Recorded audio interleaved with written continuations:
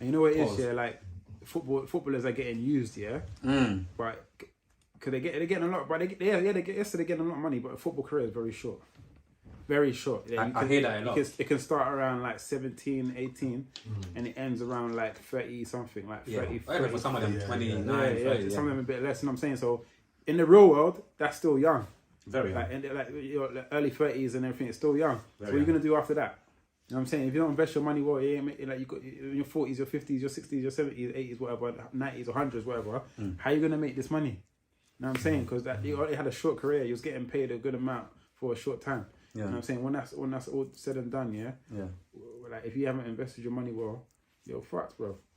And with my and even to just say something that's on my heart, like you see Manchester United. Obviously, we've got a legendary manager who obviously he retired, and ever since he retired from our club, our team, bruv, just United then been the same. Alex Ferguson, so Alex Ferguson, So my thing is like, obviously, I don't know what goes on in that club, bro. But my thing is, obviously, you still see him in the crowd, supporting the team, in and around the club. I wonder how much power he's got, because if I always think to myself, brother, if I was Alex Ferguson and I came and I built it up and I built up this blood clot, I built up this fucking shit, and I made it what it is, bro. If I leave and I see this motherfucker crumbling down because of eternal whatever, bro, I better not be going back into this club, because, bro, I'll go to the own. I know obviously it's easier said than done, I'm just saying, but surely Alex Ferguson, why doesn't he not have your essay? Like, you got to understand, because I'm thinking, bro, imagine building something and now you're back. You know, somebody else is in charge of it, and now you're back and you're just watching it fucking crumble in different levels, and you like, I wonder, obviously he's devastated, but at the same time, like, I've never heard any of these people say this, by the way, but for me as a United fan, I think to myself, surely that can Alex Ferguson not say something? Can Alex Ferguson not go like, I don't know, in some parts of the board or some parts of the football? Alex Ferguson, like when you're a manager, you have full control of how things work, and you can work things to your system. And Alex Ferguson's system was a very good system. He was a very good manager, smart. He was logic. He knew what he was doing. You know what I'm saying? He came with a strategy of like, win all your home. If you want to win the league, win all your home games, and either draw or win your away games. Just don't lose the away games, you know what I'm saying, and don't lose your home games. If you can fit to that system, that's what you need. That's the system you need to win the Premier League, basically. Win all your home games, and then because playing away is difficult, more difficult. So when you go away, don't lose. Just get a draw or win, and then win at home. Then you have a very good chance of winning the league. That's Alex Ferguson's strategy. You know what I'm saying? I'm saying he had a very good mindset and everything, and he applied that to the team. That's why the team was so good, and he was fortunate enough to coach good players as well. Like at the time, because back in the day, Man U was a different Man U when he was there. They had the Paul Scholes, the Solskjaers, Ryan Giggs, Gary Neville, David Beckham, that was different Man U compared to now. You know what I'm saying? For real. I'm saying, so he had his system was amazing. It was different. Yeah, that's what I'm saying. But when he stepped down and a new manager comes, the new manager's gonna come with his own ways, like his own systems, his own ways of doing things, and he's not Alex Ferguson, and he's not doing it as effective. That's why Man United kind of went down. Same thing with Arsenal. Like when Arsene Wenger was a manager, we had an unbeatable season, was winning trophies, was doing great things. When Arsene Wenger left, then we was getting all these other managers. They wasn't cutting it. You know what I'm saying? And you know what I'm saying. And recently Arteta it's kind of helped us get back to challenging for the titles again. Because before, when Arsene Wenger left, Arsenal was just like finishing like 5th, 5th, 6th. Wasn't really winning anything, wasn't challenging for anything, you know what I'm saying? So it was like Arsene Wenger and Alex Ferguson were great managers, you know what I'm saying? And obviously when your team is built on greatness, and then when they leave, it kind of goes down. It goes down, you know what I'm saying? Then you're trying to fix it. It's not same thing could happen with Liverpool when Klopp leaves, you know what I'm saying? Yeah, so it will. Don't worry, it will. Liverpool.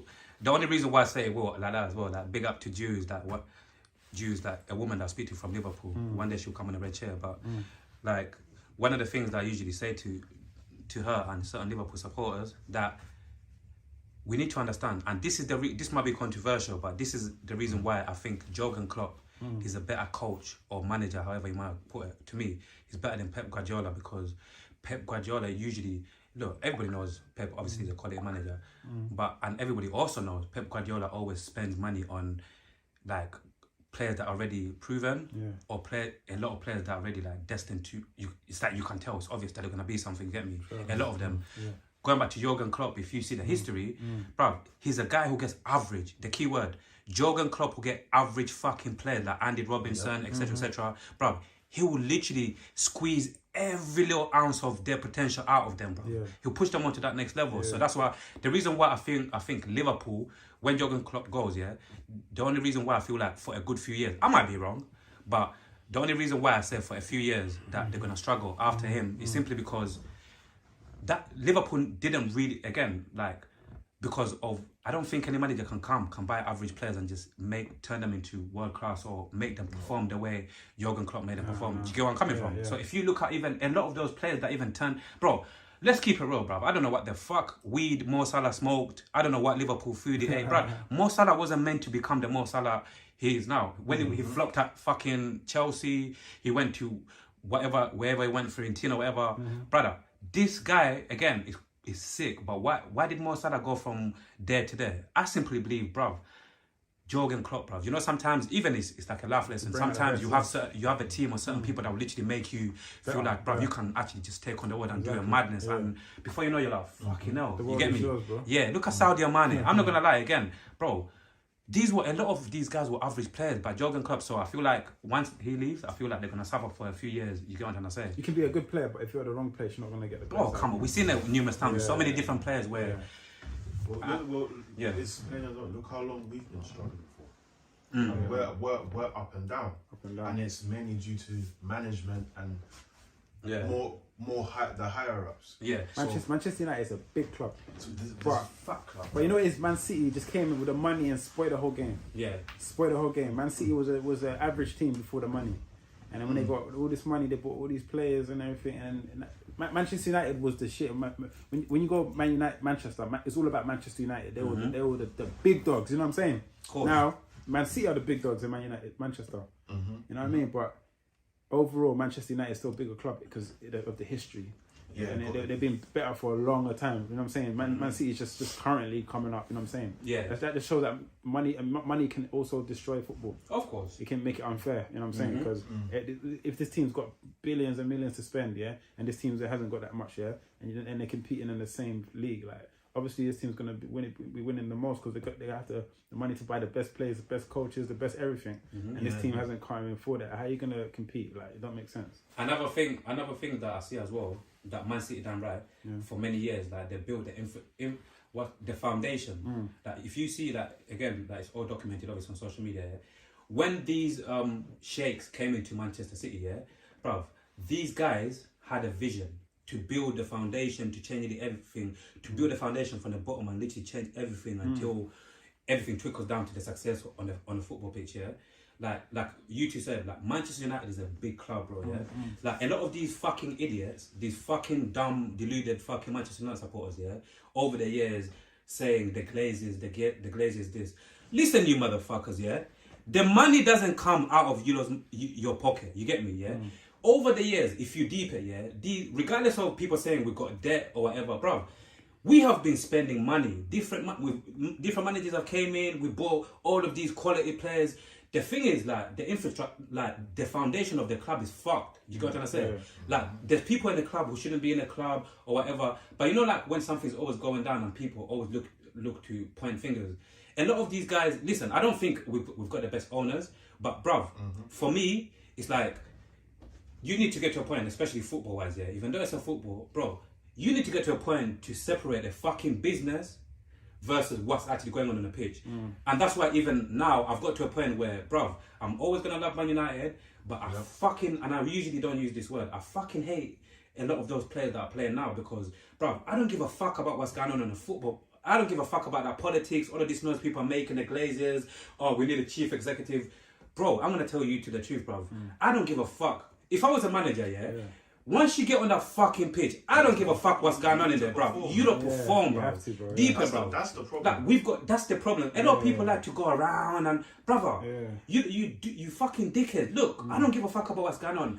these 11 fucking wastemans that we're putting on the pitch on a fucking weekly, guys, you guys deeper, bro. They got no heart. A bunch of and it also goes to the fact that this shit is an ongoing cycle that never stops. So it's impossible for your team to do well for millions of years. Of course, you're gonna have seasons where you're gonna have bad seasons. Of course, things are gonna change through different phases. You know what I'm saying? Different stages, different phases. You know what I'm saying? You're gonna have a phase where you have so many good players, and then later on, things are gonna change, bro. Like back in the day, football was much better. Like there were better players, bro. You know what I'm saying? Even with Arsenal's, we had the Thierry Henrys, we had the Robert Pires, we had the Dennis Bergkamps, we had this Ashley Cole, Van Persie. But now look at the Arsenal team now. It's not as like before. And I'm saying now we've got a few Saka and all that Martinelli and everything, but it's not the same. It's not the same, bro. Like, you know what I'm saying? So things change. Like the quality of players like change. Even like back in the days, we had to run Ronaldos, Ronaldinhos, Zidanes. You know what I'm saying? Those were the goats. You know what I'm saying? But who's the goats now?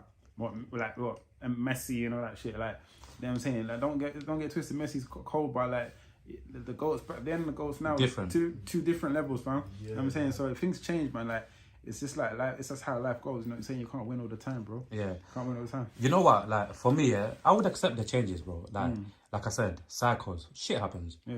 But one thing I could not fathom till this second, talking about it, is a bunch of fucking overly paid footballers going on a pitch and not living the fucking blood, sweat and tears on the fucking pitch. You get me? Once again, like I was talking about the football fans who, like I just said, like give a lot to the football club. Don't you think we at least fucking deserve that? Yeah, true. For 90 minutes, for 1 hour. Man, them deep it, bro. For 1 hour. You're trying to tell me these guys who get paid win or lose every fucking week. You're trying to tell me that for that one weekend, bro, for an hour, you can't fucking give me everything that you got, bro. Brother, that's what really pisses me off with football, bro. That's why I can't really be into this game, bro. But you know what's crazy, I can't really be into it like the way I want to be unless until I start making money off some type of football thing, then I'll start giving them all my energy. But you know what's crazy though? You know, you got these people that got YouTube channels, they're making money off whatever. Bro, I'm gonna keep on doing it here and there. But until I start getting a bag or whatever off this whatever, brother, then I'll start giving football more. Bro, energy. Think about it like this, yeah? Yeah. This team of players get paid a lot of money. That team of players get paid a lot of money. Yeah. They both need to go hard. Yeah. Yeah. And when they get on the pitch, one of them's gonna fall short a bit, man. Yeah. You know what I'm saying? Like let's say Arsenal players get paid a lot. Yeah. Man United players get paid a lot. And then Arsenal play Man U on the pitch, yeah? Everyone's thinking, you get paid so much money, you better go hard. The same thing applies for both sides, you know what I'm saying? But when they actually play, one of them's gonna fall short, one of them's gonna play better than the other, one of them's gonna make a mistake, one of them's gonna. Okay, quick question for you, yeah? Yeah. I'm with you. If we all competing, yeah? Yeah? You see one thing, you see me, yeah, bro, yeah? This is why these bitches I shouldn't say that. That's too crazy. Listen, that's why a lot of women love me. You know why? Why? You see that in my real life, yeah? I'm an easy guy to impress, you know? And I'm a fair guy. And what I mean by that, Supreme.G, is I don't ask for much, my brother. You see, if my team and your team turn up to play, yeah? Guess what's the only thing I'm only asking for, bro? What's that?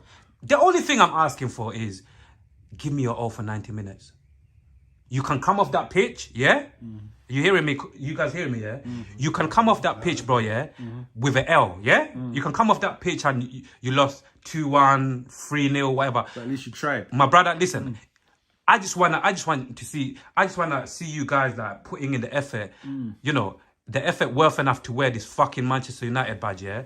So that once you guys get off the pitch, like I can just look at you guys and say, you know what? We got fucked up today, but you know what? The boys tried. Bro, how often does Manchester United, Lionel, you know, yeah? How often these days, yeah, for a very long time, how often does these players come off the pitch after losing, yeah? Manchester United players, yeah? And you can look at yourself in a fucking mirror and say, you know what? We lost, yeah? We lost at home, Old Trafford. You know, like you said before, Old Trafford, how many clubs used to want to come to Old Trafford, bro? It's long for them, isn't it? Brother, now you're telling me Nottingham Forest can come and just flex their little fucking muscles. Are you fucking dumb? Now you're telling me Wolves. Are you fucking dumb? Now you're telling me, brother, Crystal Palace. Are you fucking dumb? You get too much money, bro. Brother, too much money. You're telling me these little average teams can actually come to once upon a time, yeah? The football stadium called the Theatre of Dreams. What Rashford is getting compared to what someone is getting for like Sheffield United, they're getting less money. Rashford's getting so much money, and he's getting so much money, doing so much things, got so much shit in his head. You know what I'm saying? So when he get in the pitch, he ain't gonna perform that much. You know what I'm saying? He's got a lot of bitches, he's got a lot of money, he's got a lot of cars, a lot of houses, a lot of everything going on for him. You know what I mean? Too much. But they're player for Sheffield United is not. It's not even making half of what he's making probably.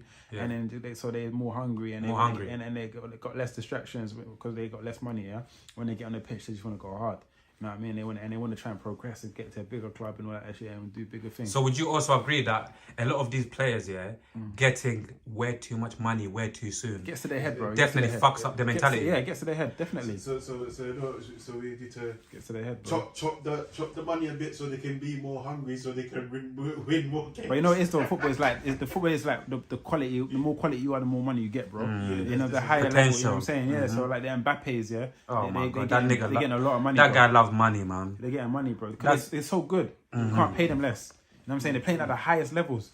You know what I mean? So they're gonna make more money. Like it's like value. You know what I'm saying? So and they're losing at the highest level too. So it's a big loss. Trust me, man. And it's been like that for a while now. It's like up and down. It's literally this up and down business. One minute you're good, and then the next minute it's a low. Your wage determines your stage. You know what I'm saying? The higher the stage, the higher your wage.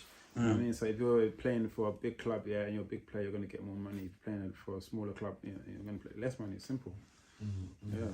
Yeah, man. Like before we round off, let's go back to your music, man. You get me? When was the last time you went studio, man? And what was the last song you worked on? Last time I went studio was like, not last week, but the week before. You know what I'm saying? I was just like, that's when I dropped the tune. I'm recording The World Is Yours. Yeah. You know what I mean? So put that out there, you know what I mean? And planning to go to the studio again and everything, just getting some beats together and everything.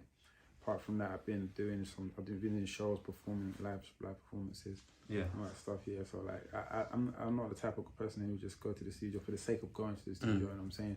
I like to prepare myself, get myself ready, and then get a few things ready, ideas, and then I'm gonna go to the studio and hit it up, you know what I'm saying? So but the studio's always there when I need it, and you know what I'm saying? So it's all good. Yeah. I hear you, man.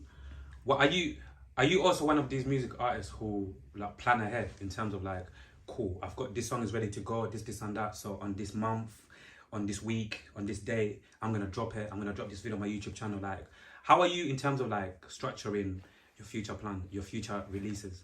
To be honest, I don't really plan shit, you know. I just work, you know what I'm saying? I just work. I just take it step by step, day by day. You know what I mean? Like an idea can come to me anytime, any place, you know what I'm saying? You know what I'm saying? So I just go with the flow and see how it goes. Like I don't really make plans, you know what I'm saying? Because plans don't always go to plan. You know what I mean? And anything can happen within the situation, within that time. So I don't really have no plan. But the only plan I have is just to keep working. That's it. Yeah. And do you still feel like, I think last time we spoke about in terms of like, if you feel like you're a part of the music industry or you don't feel like you're a part of the music industry yet fully. Like, where do you stand with that? I feel like I'm in between. I don't feel like I'm part of it, and I feel like I'm part of it in the sense of like, because I'm independent and I'm not signed to no label. I'm doing everything my way, my own way, my own, however I want to do it. You know what I'm saying? But then I don't feel like I'm part of it in the sense of like, when it comes to like the flipping, like commercialized and everything, and then the way the industry. You know what I mean? So like, so I feel like I'm part of the industry, but I'm at the same time I'm doing my own thing and my own way. So I feel like I'm just in the middle of it. You know what I'm saying? I'm not controlled by the industry. They don't have control over me. You know what I'm saying? Because I'm independent. You know what I'm saying? But I'm still within that industry because I'm still doing that music within that industry. That makes sense. Absolutely. And if someone's watching this conversation and for whatever reason they haven't watched our past conversations before, and this is the first time. They're watching this and they're just, looking into this conversation. Like, how would you describe your music, like the style of your music, again, like, briefly? The way I describe the style of my music is that you never know what you're gonna get. You know what I'm saying? You can't put it in a box. You know what I'm saying? But what I do bring is the energy. You know what I'm saying? I bring the energy, man. So when you listen to my music, you're just gonna feel like rejuvenated, and the energy is gonna fill you up and make you feel good. You know what I'm saying? It's got that energy and that powerful message behind it. You know what I'm saying? Behind the music. Yeah. Bro, let's talk about holiday, man. Let's talk about what's good. I know. Obviously, a lot of you music artists love going around in different places, getting some pussy, getting some money, passing, your energies around, obviously, like letting people know exactly what you do. It's part of the lifestyle, isn't it? Yeah, like what, if so, or if you're planning it, or if it's already confirmed and you're gonna go, or whatever, like, do you have any plans to like go to different countries this year? Like, to fuck with different people and to just, get your name out there, man. And if so, obviously, tell us the countries, man. You might just see me there, you just never know, man. Yeah, that's a good thing that you bring up, because like on my B-day, I went to Spain, innit? And then when I went to Spain, like... I heard some sorry to even cut you. I heard some parts of Spain, they don't really like black people. I heard they're quite racist in some parts of Spain. Not all of them, but I heard some parts of Spain they're quite racist. That's the whole world, man. You know what I'm saying? Like, you can go anywhere. You can go France, Spain, China, everywhere. They don't like niggas, bro. You know what I'm saying? Even niggas don't like niggas. So like, you know what I mean? So, like, wherever you go, it's going to be that same shit, innit? You know what I'm saying? Racism is just something that's worldwide spread, you know what I'm saying? But when I went to Spain, it basically inspired me. It gave me inspiration. Like, I made a song called Spain out of it. You know what I'm saying? When I went there, I wrote a song and everything, and I'm saying like, I just hopped on the plane, took a trip out to Spain, bad B, give me brain, I swear this shit's insane. I just hopped on a plane, took a trip out to Spain, bad B, give me brain, I swear this shit's insane. You know what I'm saying? So when I went there, that hook came to me. You know what I'm saying? And all that shit is real, because I went there with bad B, she gave me brain and everything. You know what I'm saying? So like, and I hopped in the plane, I took a trip out to Spain. You know what I'm saying? So it's like what I'm trying to say, when you travel, it can give you inspiration to write new shit. You know what I'm saying? Like, that song, I would never write that song if I didn't go to Spain. You know what I'm saying? Because I wouldn't have that inspiration, that feeling, that motivation, that whatever. I hear you. So that's what I'm trying to say. When you travel is a good thing. Traveling is definitely a good thing. You know what I'm saying? It gives you something to write about. It broadens your horizons. You can see new things. You know what I'm saying? New people, new environments. You know what I'm saying? Like, when I went to New York as well, like, you know what I'm saying? It gave me like a different aspect and a different view of things as well.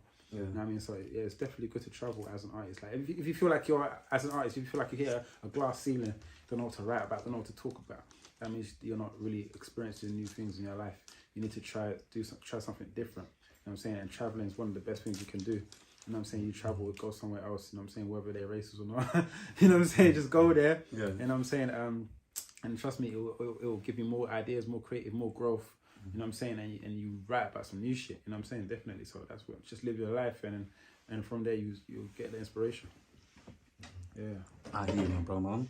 My brother, I completely hear you, man. Like, going on just something like, for whatever reason, I've been meaning to ask you this question, even I think when we had our conversation, but I kept on forgetting, bro.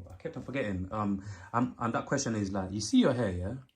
My hair? Yeah, your hair, yeah. Your fucking hair. Your fucking hair, man. Your fucking hair, man. Nah, you see your hair, like, honestly, like, obviously, as an African, we're very spiritual, innit? Like, from where I come from, innit? And a lot of people say, obviously, you know, like, you heard of it as well, like, your hair, your powers, and whatever. Like, honestly speaking, looking down this camera here, would you say, like, you feel, you feel powerful, spiritually, you feel different because of your hair?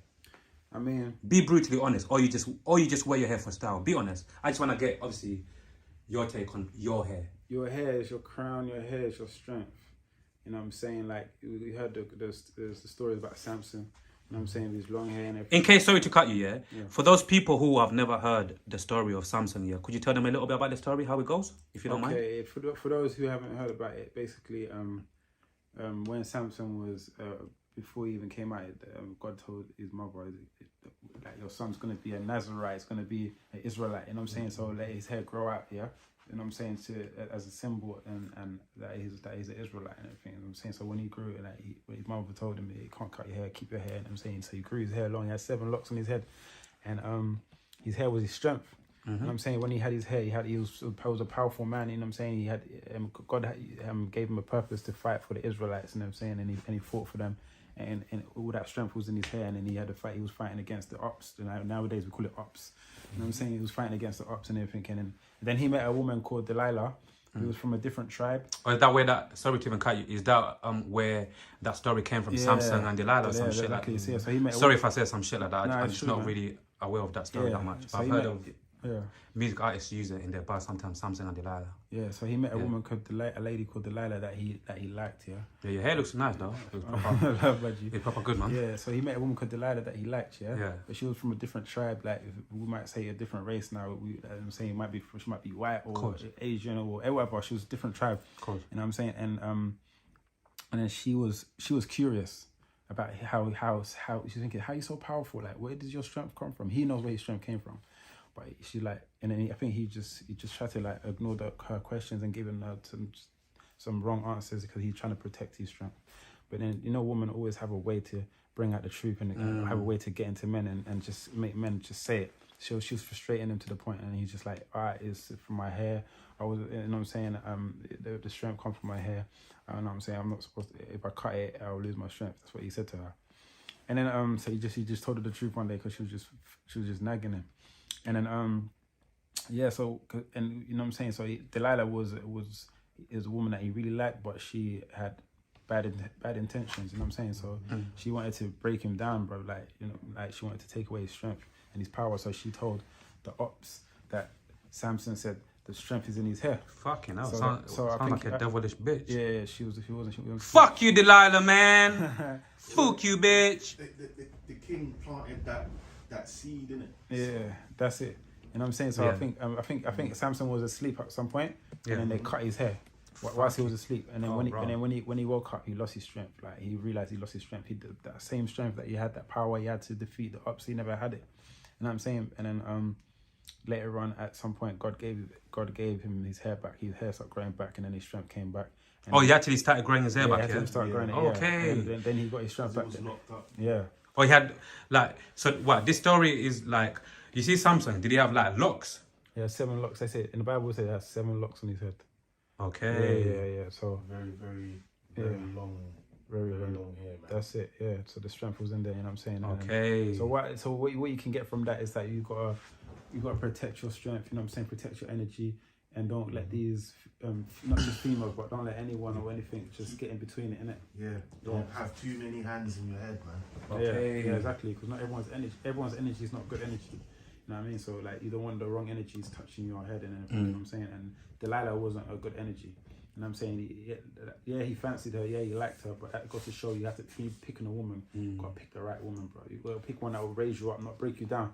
You know what I mean? So like, you know what I'm saying? So he chose the wrong woman and she broke him down, man. Yeah. You know what I mean? So like, so it's something that we can all learn as people, as men, as, you know what I'm saying? So I feel you, bro. I feel you. Because you even said something that actually like hit me as well. Like obviously, I've been single for over a year, and bro, as you guys see me, my charisma, whatever, like obviously I've been like this for many years. But like we said, sometimes you get with people or you go through shit in life, and it either breaks you or makes you, or even comes to a point of breaking you. And bro, that's one of the worst experiences I've ever had. It's like, that obviously at the beginning and what, we had good times as well. But overall, as a relationship, some of the fuckeries, some of the dumb shit that came with it, bro, I feel like, bro. So I understand how important it is to, like, you know, to take your time and find a good woman. You don't understand. And going back to the hair situation, I look at my old stuff, like my old music material. Like I feel like my hair is a symbolism of my growth as well as a person. And I'm saying when my hair was shorter, my knowledge, my experience, my wisdom and everything wasn't as much as it is. And I'm saying, but I feel like as it gets longer, it represents the growth of me as a person. I'm growing, more is coming. They say your hair is an extension of your nervous system. I'm saying, so when it gets longer, my knowledge is getting longer, my experience is getting longer, and like it affects the music as well. The music I make become better. You know what I'm saying? I become a better artist. You know what I'm saying? Like, if you can listen to my music when my hair was shorter compared to when it was longer, I'm making way better music now.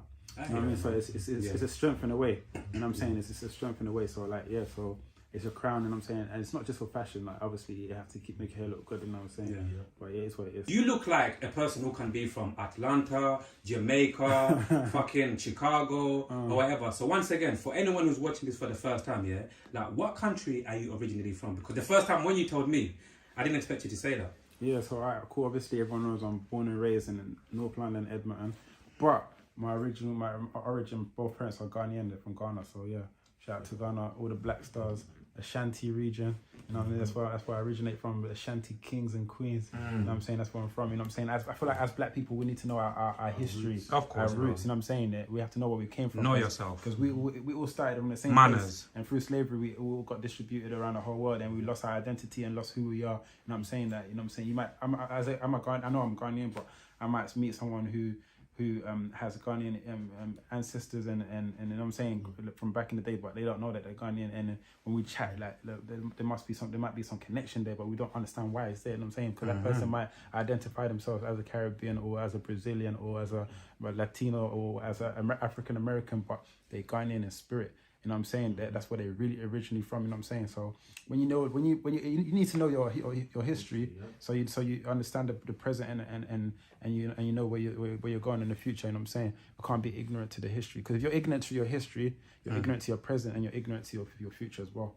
You know what I'm saying? Because you don't understand shit, you don't know where things are going. You know what I'm saying? So we have to know that stuff. You know what I'm saying? Like, some people trying to hide the history, erase it, hide it under the rug and everything. No, we need to know. And as black people, we need to teach each other our own history, because you can't expect the white man to teach you. You can't expect the Chinese man to teach you. They're not going to teach you that, because that's not their history. It's our history. You know what I'm saying? And if anything, there was the oppressors. You know what I'm saying? So they're not going to tell you. You know what I'm saying? So we need to know these stuff. You know what I'm saying? Like, I'm saying, no matter where you're from, and African people, we're all one nation, we're all one people, we're all one blood. You know what I'm saying? Whether you're Ghanaian, whether you're Nigerian, whether you're Ugandan, whether you're Congolese, whether you're, you know what I'm saying?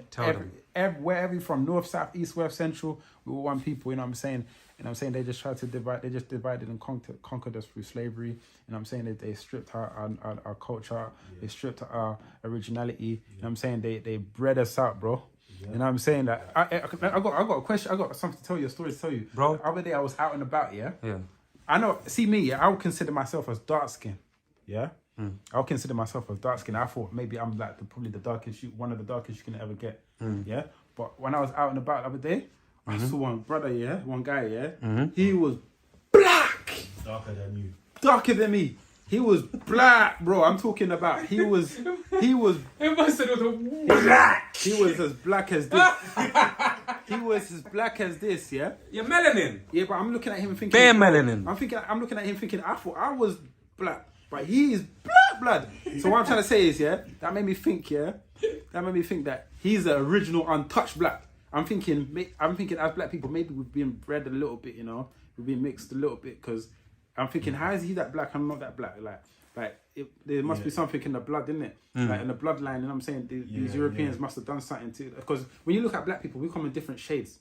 Yeah. And they said you got light skinned black, you got black people a bit light, you got darker ones. We're not all the same shade. You know what I'm saying? And that's because of genetics.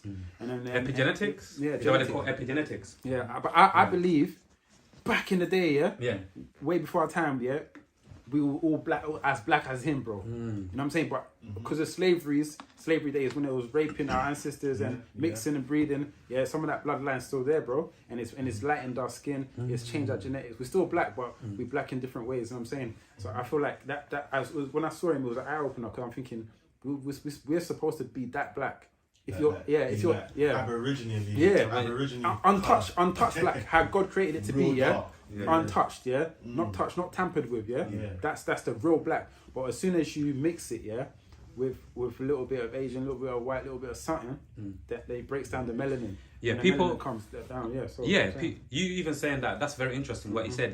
Because over there I've also heard people say, obviously you can be darker. If you live in Africa, where obviously it's really hot most of the year, obviously the sun is always beating down on your skin, so naturally you're going to be darker, innit? But if you come to these countries where it's like, bruv, you know how the weather is, like, obviously I think it's been scientifically proven that if you live in a place where it's colder or it's not as hot as certain places, automatically I think your skin get a little bit lighter for whatever. I don't know how to really explain it, but I think it's been proven. So it's genetics as well. Yeah. And he lives here as well. Like I saw him here. Maybe he just arrived. Yeah, maybe he just arrived. But like you said, there are quite a lot of a lot of dark-skinned brothers and sisters, and obviously ignorant people back in the days used to call them blick, all of these stupid things. But now it's like, once again, we've got we've got information everywhere. He was so dark, he made me look light skinned. He made me feel like I was T.I. or something. Okay, one of them ones. I was light skinned, bro. You know what I'm saying? Compared to, bro, let's talk about what you said when people were looking at dark skin as black.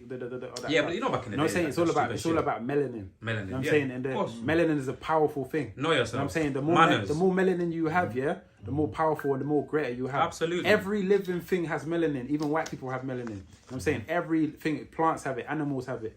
Everything has melanin, you know what I'm saying? And the more melanin you have, the more you're in tune with the universe and the world and everything, the more powers you have, you know what I'm saying? So the greater melanin you have, the greater you are. So when people were saying, oh, that person dark skin, oh, the light skin, no. The dark skin one is the more powerful one, bro. You know what I'm saying? You should be proud to be black. You should be proud to be dark skinned. You know what I'm saying? Because that shows that you're more of a godly person. You're more in tune with, you know what I'm saying? With more, like, you have the natural source, you know what I'm saying? But when you mix it and everything, that's when you break down them and it becomes less powerful. You know what I'm saying? That's why do you think black people are good at sports? You know what I'm saying? Music, everything. You know what I'm saying? Because we have that melanin, we have that magic source that God gave us. You know what I'm saying? So the more melanin you are, the greater you are. That's why they're hating on you. That's why all this racist shit started and everything, because they know you're great. You know what I'm saying? They're trying to break you down, bro. I'm saying, but because of our ignorance as children, we didn't know. We're just looking at it from the physical and aspect. Oh, he looks so dark. Oh, yeah, it's so dark. You look like nighttime. Or they might say some dumb shit like that. You know what I'm saying? But and why do you think most girls like dark skinned brothers, bro? Because they know about the energy, they know about the melanin, they know they woke. You know what I'm saying? So like, you know what I'm saying? So what I'm trying to say is ignorance. Ignorance is bliss. We need to know. For real. We need to know, man. Melanin is a powerful thing. Be proud of it. Be proud of it, man. Know who we are. Be proud of your melanin. Be proud of your blackness, man. You know what I'm saying? That's what makes you who you are, bro. Bro, you don't have to say it. You know, like, we have to link up again soon and do this, man. This has been another good conversation. It's good. Yeah. The year 2024 is still very young. You get me? Supreme.G, my brother. Yeah.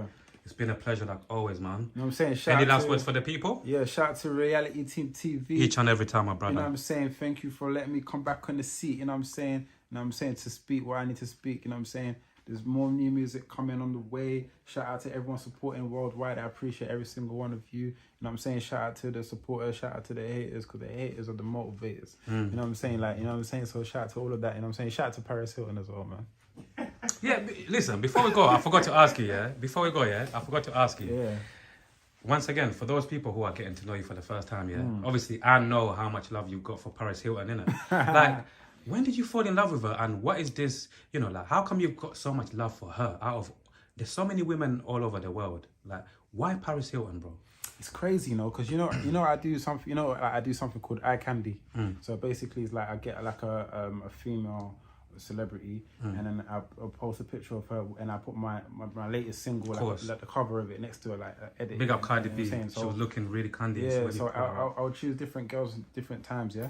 And then I remember it was Paris Hilton's time. So I done the Paris Hilton, and then she used to like it every time I posted on Twitter. She would like it, and then she followed me on Twitter, and then I followed her back, and then she had an event. She came to London. She had a book, I remember you turning up, my brother. You wanted to eat her right there in front of everyone, man. She had an event, and she got a brand new book called The Memoirs out there. Make sure you go and check it out. So basically, she invited me to her book event in London, which was in Selfridges and Oxford Street. You know what I'm saying? So yeah. Bro, I saw when you went on the stage and you two hugged. It's like, brother, it's like she was waiting, bruv. You know when someone's waiting for someone and it's like, you see them, yeah. Nah, it's all there documented, bro. Yeah, so I went there, obviously met her, and I'm saying we had a little handshake, we had a hug, and I'm saying I kissed her on our hand and everything. It was all good. We had a conversation, and I'm saying it's all there, the videos that you've seen it.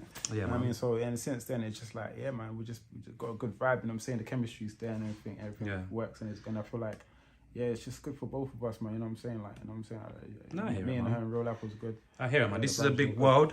You get me? This is a big world, and a lot of different people from different backgrounds, different walks of life. Yeah. Sometimes just end up, just kind of like clicking. You get me? Just hitting her off, either from social media or in real life. So yeah, man. I feel like obviously I knew who she was before I met her and everything, but the interest and connection wasn't really there at the time. But whenever obviously like as things happen, it just whatever's destined will happen, innit? And I'm saying whatever's meant to be will be, and then it just worked out, and then I'm saying from there just. I'm saying she started to grow on me, you know what I'm saying? And I like her as an individual. Like she's a hustler, you know what I'm saying? She's a business. Well, she grew up in a privileged family, you know what I'm saying? Her dad owns Hilton hotels and stuff like that, you know what I'm saying? But she didn't just rely on that. She done her own thing, you know what I'm saying? She's a hustler. She's a brand. She's an icon. You know what I'm saying? Some people say if it wasn't for her, there won't be Kardashians and everything, because she's the one who paved the way for the reality. Yeah, she definitely did. Paved the way for the reality reality TV, like the Kardashians and everything. It's true. Like my Paris Hilton is like it's like the original, the pioneer. You know what I'm saying? And you know what I'm saying? So. And she's always working, she's always hustling, you know what I'm saying? And she's open with the fans, she's humble, she does her thing, you know what I'm saying? So yeah, that's what I like about her. I take some things, positive attributes from what she does, you know what I'm saying? So I like still. No, I hear it, man. Yeah, bro, man. It's all good, man. It's nothing but love. Bam. We definitely have to catch up soon. You know, you're definitely one of the reality Tim TV / Red Chair regulars, you get me? Come on. Yeah, man, hopefully we definitely catch up soon, man. You get me? Talk about football some more, you know, catch up with your music. You get me? This is part of the journey, man. The way I look at it, you get me? Me and some of the people that will be watching some of these clips, some of these conversations, we are, you know, like the way I look at it, we are a part of each other's journey now. You get me? You know, you keep pushing, I keep pushing, and inshallah, all of us are going to get where we need to get. You get me? Wow. So yeah, man. Once again, bro, love always. Love, bro. Big yourself up. Reality Team TV. We back. Yeah. We back. Supreme.G. Yeah. Red Chair. Come on. When we speak, he has spoken. Say no more. Say nothing. Peace and love, my brother. Yeah. Love. Peace.